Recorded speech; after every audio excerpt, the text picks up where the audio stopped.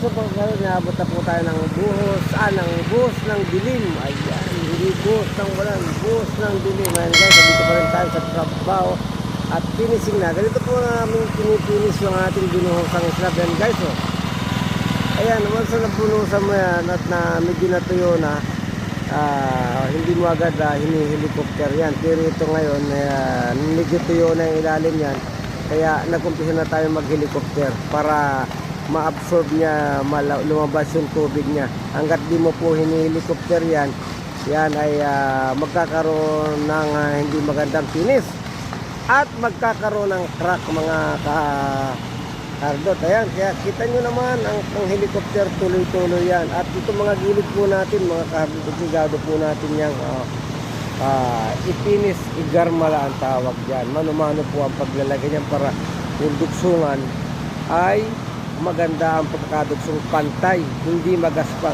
Pero meron po tayong sukat dyan, kakatingan natin yung duksungan na yan. Pero hanggat maaari, kailangan natin ipinis ng husayan yung duksungan ng simento. Yan po yan ang style yan. Hindi pwedeng pabayaan yan na hindi mo igarmala.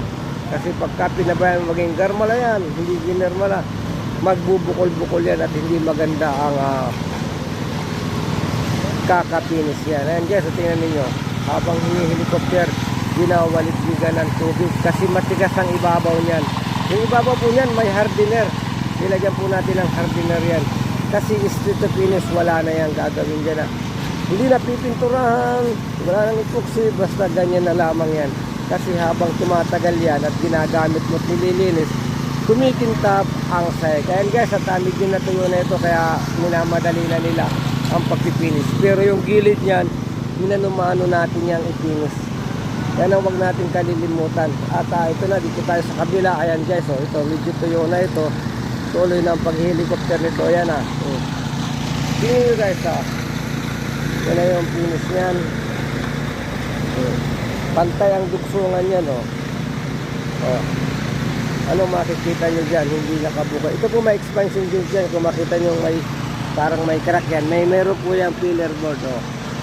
Ayan ang bago nating binuhusan.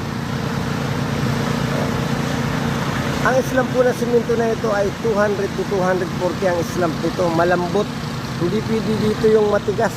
Kasi pagka matigas, yung mga islam 15 o 150 kung tawagin natin, 150 cm islam, ay nako, yung ating sinasabog na hardener hindi po magkakaigit at talagang hindi lulubog. Kaya obligadong malambot ang islam. Siyempre, ang pagkakaiba ng islam na malambot, iba ang presyo nun. Yan po. Ayan, at medyo matapos-tapos na itong isa. Ito yung medyo tuyo na.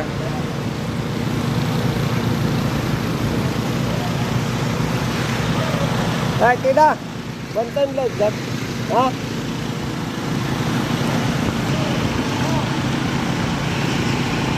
O yan. So, ada wat kalamada chacha. Ada susyukol duwa kaliwaliraw. Ang maganda raw yung duksungan. Yan nga naman.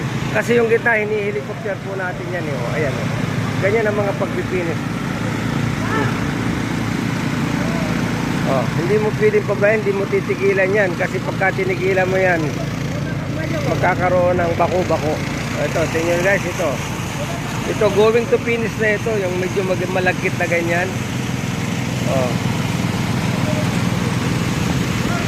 Yan.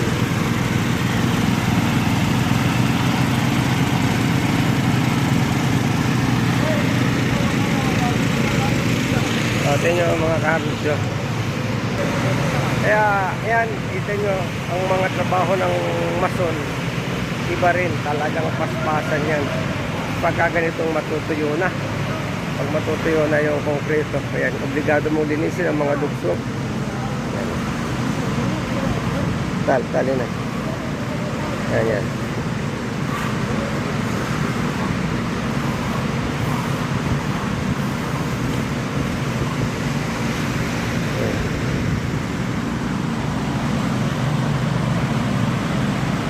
Itong slab na ito, ang haba nito ay 37.5 by 4 meters 30 cm ang buka nito. bali 4 na oras bago tumigas.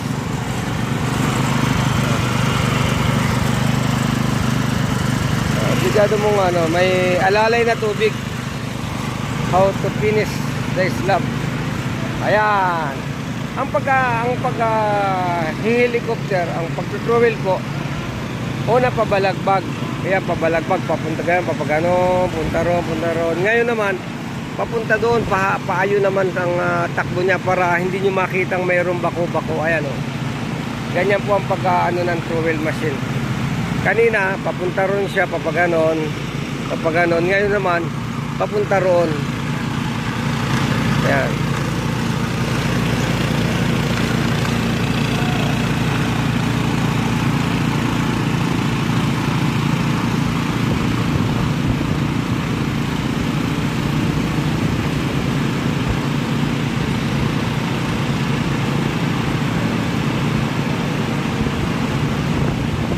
Ayan, ito tingin nyo mga kahardot, itong kabila na ito. Ayan lumalabas pa ang tubig niya.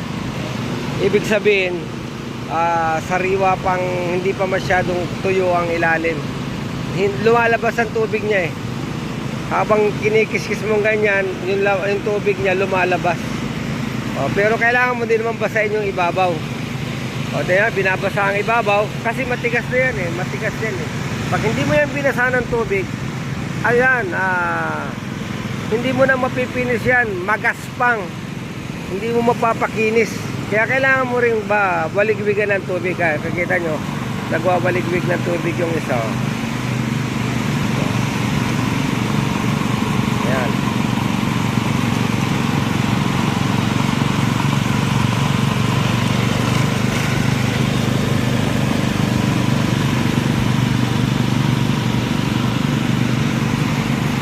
Mga kaharot, kumintab na siya nung mailawan. Yan po ang finish niya. Ito finish na to makintab na. Yan, pakaganda po niya pagka nag-trowel. Yan, tuloy sila sa ganyan ng hanggat di nagkikimikinis yan, hindi titigilan, diri-diritso yan. Ito okay na itong area na ito okay na. Yan, itong kabila nag-uumpisa pa lang ito. Ayan, umpisa pa lang itong kabilang ito. Kaya makita ito mga 2 oras pa ito. Yan, 2 oras pa yan. Medyo basa pa yan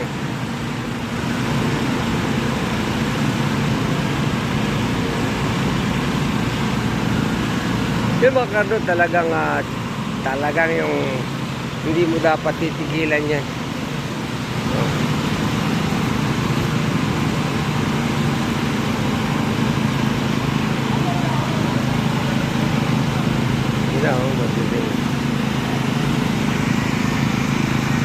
Nandito pa tayo, meron pa tayong isa dito. Nandito pa. Yan, hindi pa na-umpisan ito. Tuloy-tuloy lang po tayo. Abangan nyo ang finish niyan at makikita nyo kung paano natin ipininis ng pinis na pinis itong ating slab. Kung paano ginagawang mapakinis. Ayan, kita nyo naman habang hini-helicopter lumalabas yung tubig. Ayan.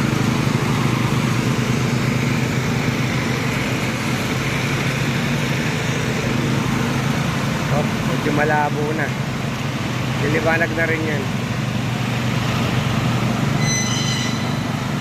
Yun pintab na yun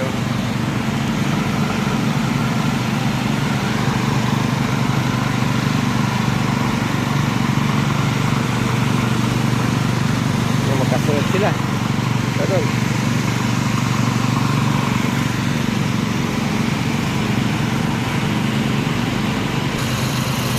This is the first slab, second slab. We just only start for finishing. What time now? 7 o'clock.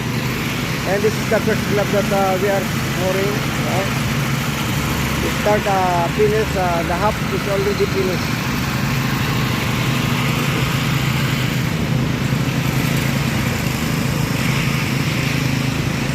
Yan, makintab na siya. Shining. Ito pa lang ang napipinis kalahati. Shining na siya, shining. It's shining. And the third one, I cannot start the third one. Still wet.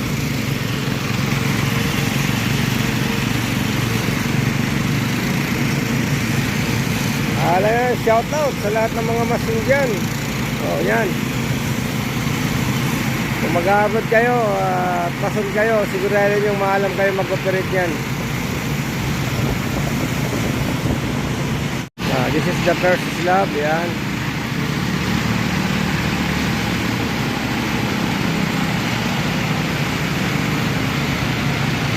And this is the second slab. Still water's there. Third slab, not yet to start. I don't know what time today. See? Not yet to start. Still water comes out. Thank you. Eh mga kardo to, ando na sila. Itong gawin nito tapos na yan. Kahit madilim, makita nyo makintab. So nandun na yun. Doon naman sa Gawiron. Ayan. So yun.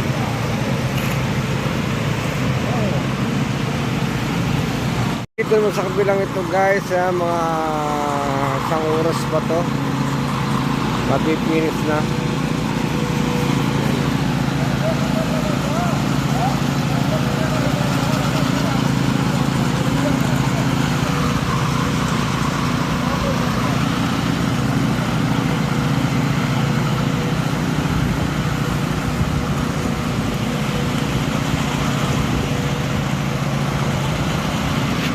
At yun mga kadot, dito nagtatapos ang ating bus. Ayan, maliwanag against the light.